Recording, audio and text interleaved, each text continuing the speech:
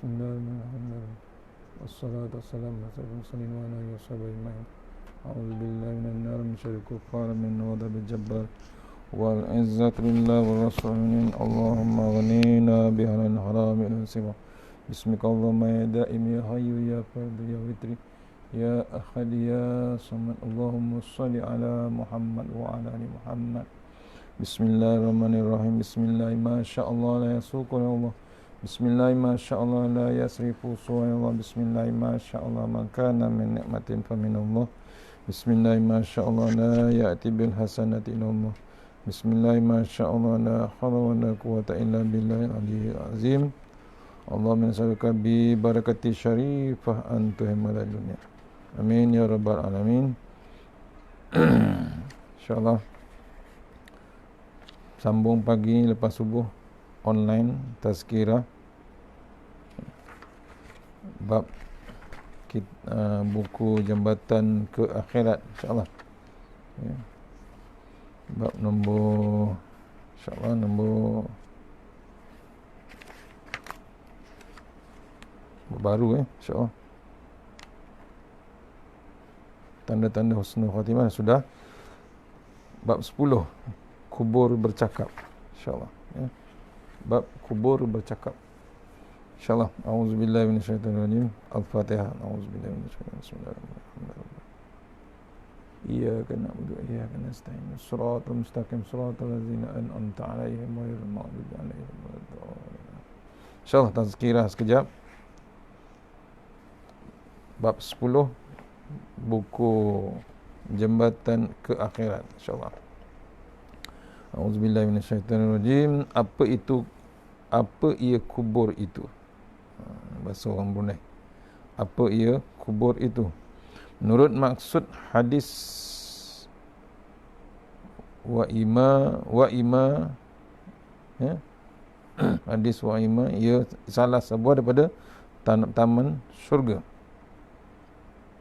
ataupun salah sebuah lubang neraka. Kubur itu dalam maksud hadis, kubur adalah salah satu taman syurga. Satu lagi maksud, salah satu sebuah lubang neraka. Dua maksud kubur ya dimaksudkan ini.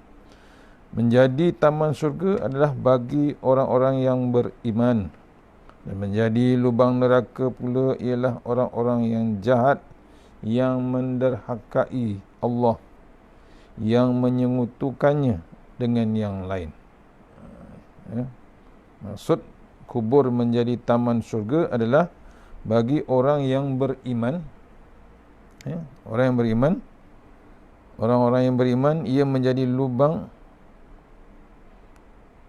ia menjadi taman syurga bagi orang-orang yang beriman, dan menjadi lubang neraka bagi orang-orang yang jahat, orang yang menderhakai Allah Subhanahu Wa Taala ataupun yang mengenyutukan Allah Subhanahu Wa Taala. Dua, untuk orang beriman, untuk orang yang tidak beriman.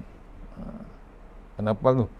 Ya, ia jadi taman syurga bagi orang yang beriman. Kubur itu sebagai taman syurga bagi orang yang beriman. Kubur itu menjadi tempat lubang neraka bagi orang yang jahat, orang yang menderhakai ataupun orang yang menyengutukan Allah dengan yang lainnya. Kubur juga ditakdirkan oleh Allah berkata-kata ya. Kubur tu ditakdirkan Allah Ta'ala sebagai berkata-kata. Apa dia maksudnya? Kubur berkata, ia berkata, akulah rumah dagang, akulah rumah menyendiri, akulah rumah tanah, dan akulah rumah cacing ya. Kubur tu berkata-kata, akulah rumah kita nak berdagang ya. Kita nak bergerak ke satu tempat lagi, satu stesen yang perlu kita lunaskan di dalam kubur. Yang kedua, aku rumah menyendiri. Menyendiri ni maksudnya tak ada siapa ya. Kubur ni tak ada siapa, kita sendiri, kerabat kita, anak kita, isteri kita, ayah kita, ibu kita tinggal semua. Yang kita ada, kita sendiri. Bila sendiri, apa nak kita nak buat? Tu. Bekal yang penting, ya, bekal yang hebat, bekal sebekal-bekalnya, sebanyak yang mungkin kita kena cari. Sebab tu hijrah kita. Ini kita dah masuk tahun hijrah. Hari ni dah 10 hari Ashura, hari 10 Muharram, hari Ashura. Bekal kita hari ni kita cuba puasa, insya-Allah. Satu lagi bekal untuk bawa ke dalam kubur. Pasal apa? Kubur kata, akulah rumah menyendiri. Yang ketiga, akulah rumah tanah. Rumah yang kita sekarang, rumah yang hebat. Dengan batu, dengan marmar, dengan tiles, dengan kapet, dengan tingkap, dengan aircon, dengan TV, dengan internet, semua cukup. Tapi dalam tanah, kubur adalah dalam tanah. Tak ada lain. Tak pernah membuat kubur tu didindingkan dengan tiles ataupun kapet. Tak. Kubur tu tempat tanah. Kubur tu berkata-kata, akulah rumah tanah. Yang keempat, akulah rumah cacing-cacing. Allah, tuan-tuan. Nak lagi mana kita? Bila dalam kubur. Dalam rumah tanah, bila tanah, mesti ada cacing. Bukan cacing, ya, macam-macam lagi binatang ada dalam kubur. Kena renung lah. Kena renung binatang yang dalam kubur tu. Bukan cacing saja. Dengan ularnya, dengan kalajengkingnya, dengan lipannya, dengan lipasnya, dengan Allah, tuan. Cuba renung. Kita di rumah yang biasa, yang ada batu ni, yang ada dinding batu bata ni pun, terjumpa lipas pun, kita berlompat. Kita melompat, takutkan lipas, takutkan tikus, takutkan ular, macam-macam. Boleh kita letak ubat untuk perisaikan rumah kita. Tapi kubur, tak ada siapa letak ubat untuk meninding kubur kita. Apa yang kita buat? Ni bekalan kita. Manakala apabila seorang mukmin dikuburkan, kubur pun berkata kepadanya. Bila seorang mukmin dikuburkan, dikebumikan, maka kubur berkata kepadanya, selamat datang, engkaulah orang yang paling aku sukai. Siapa yang berjalan di atasku menuju ke arahku. Hari ini akulah penguasamu dan engkau telah kembali kepadaku. Engkau akan mengetahui apa yang aku lakukan terhadapmu. Allah, tuan. Tu. Bila kubur menyambut kita, kita antara kalangan seorang mukmin, masuknya kubur, dikuburkan dengan orang mukmin, kubur pun berkata, selamat datang. Engkaulah orang yang paling aku sukai. Tanah tu suka, kubur tu suka pada orang mukmin. Orang yang mukmin ni orang yang takut dengan Allah Subhanahu Wa Taala. Tu paling suka tanah. Sebab apa? Waktu di atas tanah, dia tak sombong di atas tanah. Di atas bumi, dia tak sombong. Pasal apa? Dia beringat dia berada di bumi Allah. Dia takut dengan Allah Ta'ala. Tu bumi sayang dekat dia. Tu yang kadang-kadang sampai dipeluknya. Yang lahat tu peluk bumi. Peluk bumi tu, peluk kita waktu kita dalam kubur. Macam ibu memeluk baby dia. Tu dia kata, engkaulah orang yang paling aku sukai. Siapa yang berjalan di atasku menuju ke arahku. Maksudnya bila waktu di atas bumi, di atas tanah, di atas kubur, waktu tu memang dia, orang mukmin ni berjalan, memang dia niat dia lain tak ada. Dia akan pasti masuk ke dalam kubur. Dia tahu dia calon-calon ke kubur. Dia tahu dia calon-calon jenazah. Siapa yang berjalan di atas tanah atau bumi. Hari ini akulah penguasamu dan engkau telah kembali kepadaku. Masuknya ke kubur, tak ada pemerintah lain, tak ada penguasa lain, tak ada polis, tak ada apa. Kubur tu ada penguasa.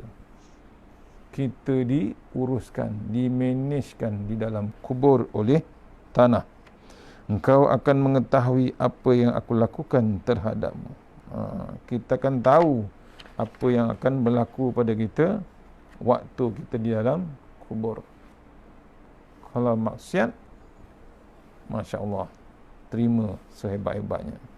Kalau takut, kalau mukmin, kalau sayangkan Allah Ta'ala waktu di atas tanah, dia disambut, diuruskan cara terbaik di dalam tanah. Maka pada ketika itu juga diluaskan kuburnya sejauh mata memandang, dan dibukakan pintu baginya menuju syurga. Orang yang mukmin waktu masuk kubur, kuburnya luas, walaupun sama standard yang lahat tu dengan orang lain, tapi sebenarnya orang mukmin kelebihannya diperluaskan kuburnya sejauh mata memandang. Tiada bab sempit, tiada bab stres, tiada tempat gelap, tiada tempat yang menggerunkan. Yang cantiknya, daripada kubur tu dibukakan pintu ke dalam menuju ke syurga. Ada lorong, ada pintu yang terus menuju ke syurga. Sementara jika yang dikuburkan itu seorang yang derhaka atau kafir, kubur berkata kepadanya, tidak ada selamat datang untukmu. Sesungguhnya engkaulah orang yang paling aku benci. Siapa yang pernah berjalan di atasku menuju ke arahku. Hari ini akulah yang menjadi penguasamu, dan engkau telah pun kembali kepadaku. Maka engkau akan lihat pula apa yang aku akan perbuat terhadapmu. Berbeza dengan orang mukmin, berbeza dengan orang yang takut dengan Allah Ta'ala, orang yang kafir, orang yang maksiat, orang yang derhaka dengan Allah Ta'ala. Kubur kata, tidak ada selamat datang. You are not welcome. Not welcome. Kita tak ada sambutan, tak ada welcoming. Sesungguhnya engkaulah orang yang paling kubur benci. Aku benci. Tanah tu benci pada orang yang mati. Seumpama, siapa yang pernah berjalan di atasku menuju ke arahku. Pasal apa? Waktu dia hidup di atas tanah, di atas kubur, di atas bumi, sombong, dia tak ingat kubur, tak ingat tanah, walhal dia tahu dia berasal dari tanah. Yang paling hebat, dia derhaka dengan Allah, dia maksiat dengan Allah Ta'ala. Siapa yang pernah di atas jalan bumi, hari ini kubur telah menjadi penguasa dia, dan dia akan kembali kepadanya. Maka kau akan lihat, kita akan melihat, orang yang maksiat tu akan melihat apa yang tak diketahui, yang diperbuat terhadap kita. Tu. Lalu pada ketika itu juga kedua tepi kubur menyempit sehingga berselisih tulang-tulang rusuknya. Allah. Orang yang kafir, orang yang maksiat, orang yang derhaka dengan Allah Ta'ala, tulang rusuk tu dihimpit oleh liang lahat. Tulang rusuk kiri kanan tu berselisih, menyucuk antara dua belah rusuk tersebut, berselisih. Allah. Riwayat lain Nabi SAW bersabda, maksudnya sesungguhnya seorang mayat itu duduk dan dia mendengar langkah kaki orang-orang yang menghantarnya. Tidak ada yang lebih awal bercakap dengannya daripada lubang kuburnya. Ia berkata, betapa kasihannya engkau, wahai anak Adam. Bukankah engkau telah diperingatkan supaya berhati-hati tentang diriku, juga tentang kesempitan, himpitan, bau busuk, kengerian dan cacing-cacingku. Sudahkah engkau mempersiapkan diri untuk aku? Dan apa pula yang engkau persiapkan untukku? Ini hadis daripada Abdullah bin Ubaid, riwayat Ibnul Abi Ad-Dunya, dan hadis Abu Sa'id, riwayat At-Tirmizi. Kubur tu bercakap daripada sabda Rasulullah SAW, sesungguhnya mayat seorang itu duduk dan dia mendengar langkah kaki orang-orang yang menghantar. Bila masuk ke dalam kubur, dah dikambus, dah habis pengurusan jenazah, dah habis talqin, semua dah doa, akhirnya orang berjalan di atas kubur balik. yang di dalam kubur tu, jenazah yang seorang-seorang tu mendengar derapan kasut, selipar, terumpah dan macam-macam di atas sana. Dia mendengar sebenarnya. Tidak ada yang lebih, tidak ada yang lebih awal bercakap dengannya daripada lubang kubur. Tu. Ia berkata, betapa kasihannya engkau, wahai anak Adam. Tanah tu kata. Kubur tu kata, bukankah engkau telah diperingatkan supaya berhati-hati tentang diriku? Sebenarnya kita ni dah selalu diingatkan supaya berhati-hati tentang kubur. Kubur tu kata. Bukan dulu kita dah peringatkan, banyak kali kita diingatkan dengan surah Al-Hakumut Takasur. Diingatkan kita lagi. Bila tengok meninggal, pergi ke kubur, kita tengok lagi, kita diingatkan lagi. Tu. Tapi kita kadang-kadang degil, ego, rasa lama lagi. Akhirnya akhirnya kata kubur, betapa kasihannya engkau, wahai anak Adam, telah diingatkan banyak kali supaya berhati-hati dengan kubur. Maksudnya persiapan kita untuk menghadapi kubur. Juga tentang kesempitan. Ada cerita bab kesempitan, ada cerita bab himpitan, ada cerita bau busuk dalam kubur, ada cerita kengerian dan cacing-cacing berada di dalam kubur. Telah diceritakan macam-macam. Tapi kadang-kadang kita ni leka ataupun buat-buat tak tahu. Pasal apa? Menyusahkan. Bila teringat benda tu, kononnya kita ni disusahkan, menyusahkan fikiran. Silap besar. Pasal apa? Kita cuba melupakan yang sepatutnya, yang sewajibnya akan berlaku. Sudahkah engkau mempersiapkan diri untuk itu? Ini diingatkan lagi. Adakah kita dah siap untuk masuk ke dalam kubur? Dan apa pula yang engkau persiapkan untukku? Apa jenis, apa perkara, apa pahala yang kita nak bawa? Apa bekal nak kita nak bawa masuk ke dalam liang lahat kubur? Bertanya. Lagi riwayat Nabi SAW bersabda, maksudnya, bersiap-siaplah menghadapi kuburan kamu, kerana pada setiap hari kubur itu bercakap 7 kali. Wahai anak Adam yang lemah, sayangilah dirimu semasa hidupmu sebelum engkau bertemu denganku. Tidakkah engkau mahu disayangi dan dilindungi olehku? Kubur kata, bersiap-siaplah menghadapi kuburanmu. Rasulullah SAW bersabda bab kubur ni, pesan kita suruh bersiap-siap untuk kuburan kita, kerana setiap hari kubur itu bercakap 7 kali. Kubur ataupun tanah tu menyeru kita 7 kali setiap hari. Wahai anak Adam yang lemah, sayangilah dirimu semasa hidup. Dipesankan kita ni sebagai anak Adam, orang yang lemah, makhluk yang lemah, dipesankan kita sayangilah diri kita. Maksudnya apa? Jangan zalimkan diri kita. Jangan biar diri kita besok diseksa di dalam kubur. Persiapkanlah perisai kita, bekal kita. Kena sayang diri kita. Kita kadang-kadang sayang orang lain lebih, diri sendiri tak sayang. Pasal apa?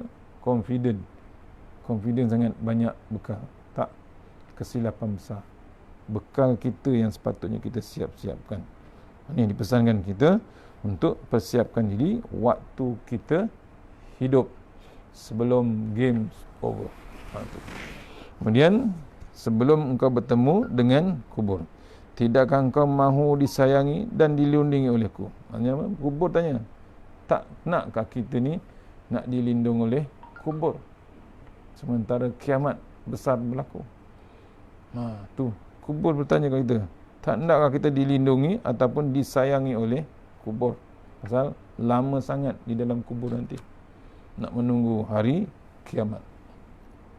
Lagi riwayat daripada Umar bin Zar.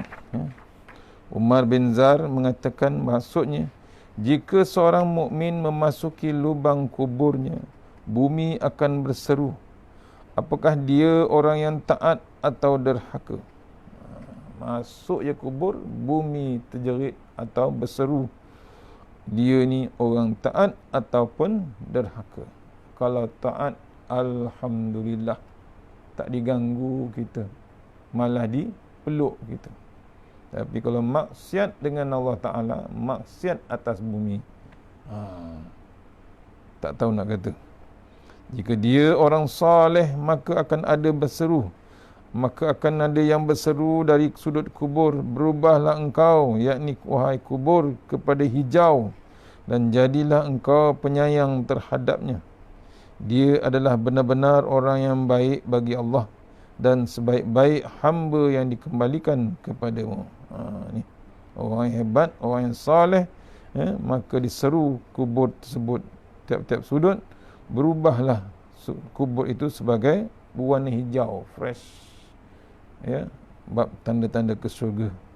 Kemudian kubur tu jadi penyayang kepada ahli kubur, maknanya dipeluknya jenazah tersebut, mayat tersebut, macam ibu memeluk anak dia sendiri. Dia adalah benar-benar yang baik, orang yang baik bagi Allah, dan sebaik-baik hamba yang dikembalikan kepada Allah. Maka berkatalah bumi, sekarang adalah saatnya dia memperolehi karamah ataupun kemuliaan. Bila hebat di sisi Allah Ta'ala, tidak maksiat, tidak menyekutukan Allah Ta'ala, kubur tu ibarat karamah ataupun ada bab kemuliaan, tu bumi tersebut. Lagi riwayat daripada Yazid Ar-Raqashi, beliau menceritakan, pernah sampai kepada saya satu berita bahawa apabila seorang mayat diletakkan dalam kuburnya, dia akan dikelilingi oleh amalannya. Kemudian amalan-amalan itu ditakdirkan oleh Allah dapat bercakap, katanya. Dapat bercakap. Katanya, wahai orang yang bersendirian di dalam kuburnya, telah terputuslah sudah engkau dengan teman-teman dan keluargamu. Lalu tidaklah ada lagi yang lebih lemah lembut terhadapmu selain kami. Kemudian Yazid pun menangis sambil berkata, berbahagia dan beruntunglah bagi siapa yang temannya orang saleh, akan celakalah bagi siapa temannya orang yang jahat. Allah Akbar. Ni diceritakan oleh sahabat, berita mayat yang letak dalam kubur akan dikelilingi oleh amalannya. Bila amalan-amalan itu ditakdirkan Allah bercakap dengannya, wahai orang yang bersendirian dalam kubur, telah terpisahlah, putuslah sudah engkau dengan teman-teman kerabat keluargamu.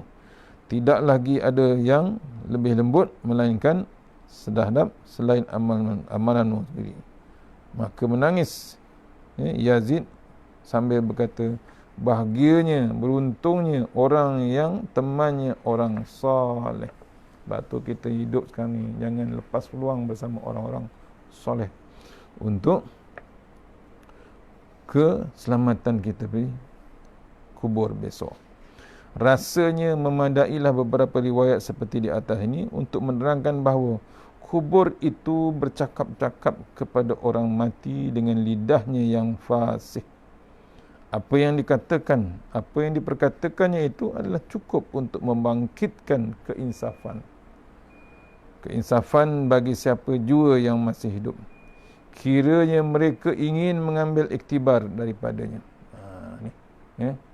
Kubur ni bercakap, maksudnya masih lagi hebat. Sebab tu cari jalan untuk bab insafnya kita, untuk masuk ke dalam lubang kubur ataupun liang lahat. Tidak syak, alam kubur adalah alam yang hebat.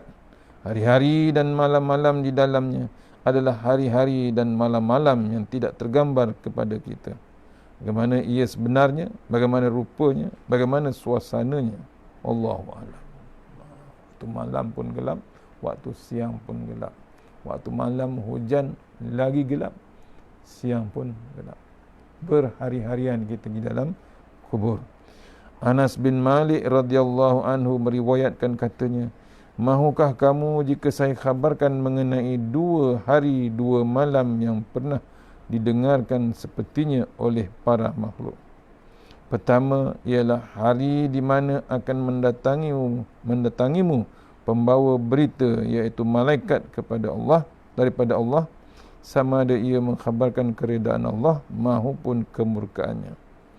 Kedua, hari yang engkau adalah berdiri di dalamnya, di hadapan Allah, iaitu saat mana engkau akan menerima buku catatanmu, sama ada dengan tangan kanan ataupun dengan tangan kirimu. Malam yang pertama pula adalah malam menginapnya seorang mayat di dalam kuburnya, sedang malam kedua adalah malam yang ada padanya harinya, pagi harinya ialah hari kiamat yang tidak ada dalam malam lain lagi sesudahnya. Allah Akbar. Itu cerita yang diceritakan oleh Anas bin Malik. Bimbang kita dengan catatan kita, khabar kita, ataupun kita ni diredai Allah ataupun tidak. Itu malam yang pertama, malam pula yang untuk menginap mayat tersebut, untuk menginapnya seorang mayat di dalam kuburnya, sedang malam kedua adalah malam yang bagi harinya, iaitu hari kiamat. Dua malam, satu hari kiamat, satu malam untuk kita menginap di dalam kubur. Tu yang kita bimbang, catatan kita, khabar kita. Ada datang malaikat nak cerita kita sama ada redha Allah ataupun tidak. Itu yang kita bimbangkan. Ya, insya-Allah takat tukut bab nombor 10, bab kubur bercakap-cakap. Ya, bercakapnya kubur, bab 10. Bab kubur menghimpit kita sambung insya-Allah esok kalau sempat. Kita selepas kuliah subuh insya-Allah di Taman Tropika 2 insya-Allah. Mana yang terbaik daripada Allah Taala, yang lemah daripada saya sendiri, kita sudah surah Al-Fatihah. A'udzubillahi minasyaitanir rajim. Bismillahirrahmanirrahim. Iyyaka na'budu wa iyyaka nasta'in. Shiratal ladzina an'amta 'alaihim ghairil maghdubi 'alaihim waladdallin.